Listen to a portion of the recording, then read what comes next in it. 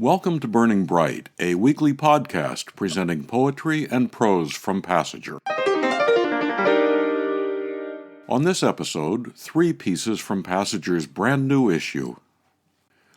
Rhett Watts said her arthritis keeps her from joining her husband on his beach walks.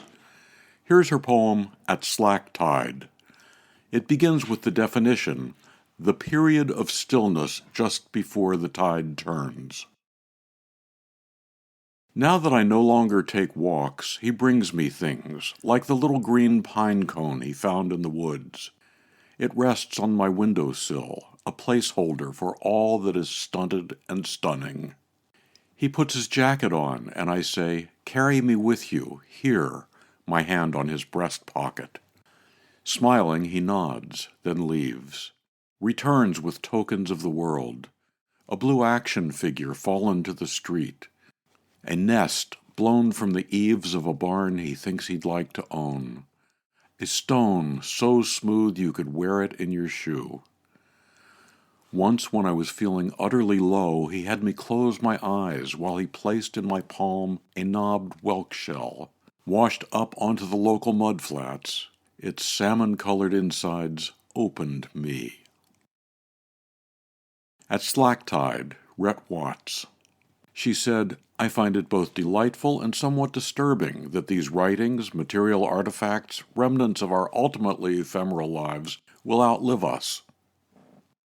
Jayne Brown said that after her mother died, she was trying to find ways to write about her.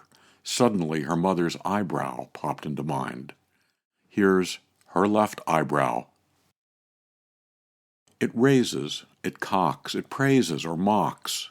I learned early to watch that eyebrow, the way I learned to read the weather of a room. It might signal encouragement or warn me to back off.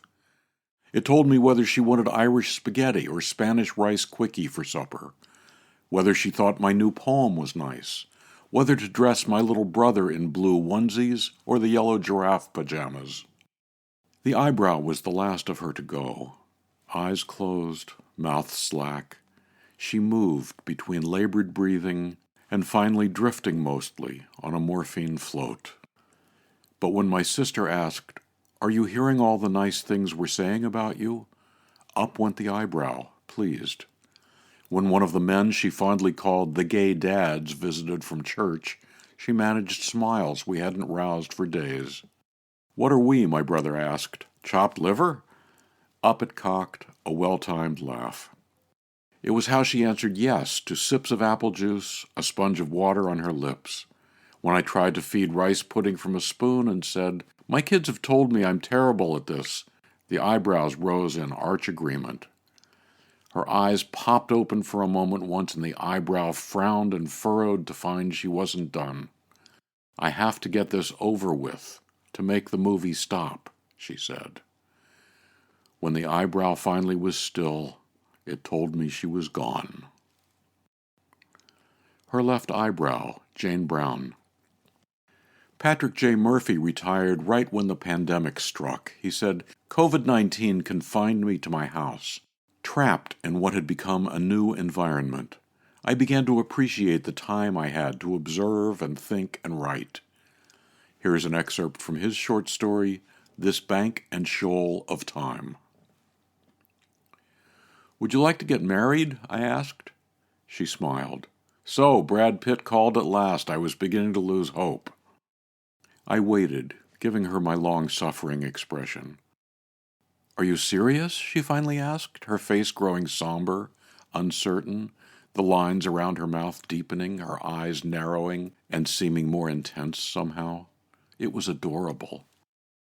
I nodded, maybe not the ultimate in romantic gestures, but if I knelt, I figured I'd never get back up. She waited a few minutes, either deliberately building the tension or just having some thoughts. I never could read her very well. "And?" I said. "Why? Why now?" "Because I love you," I said, "and I would like that to go on the record." She looked at me, and I could see the happiness inside her, almost a fluid moving through her. She nodded. "Okay, sure." She leaned over and kissed me a while. And so there we were, I guess, engaged, if we weren't by our cohabitation already married by law, and that didn't seem to much matter. The future was continuously falling down upon us. We were caught in a torrent, racing past mystic canyon walls. The only permanence, the only set point we would ever know is that which we created ourselves. And there we were, making a statement for whatever posterity survived. Two small life forms on an overheating planet in the middle of a pandemic. I really don't know why that made me so glad. Excerpts from This Bank and Shoal of Time, Patrick J. Murphy. All three pieces in this episode are from Passager's brand new, still in the mail issue. If you're a subscriber and haven't gotten yours, it should be there soon. To subscribe to or learn more about Passager and its commitment to writers over 50, go to passagerbooks.com. You can download Burning Bright from Spotify, Apple and Google Podcasts, Audible, and a host of other podcast apps. For Kendra, Mary, Christine, Roseanne, and the rest of the Passager staff, I'm John Shore.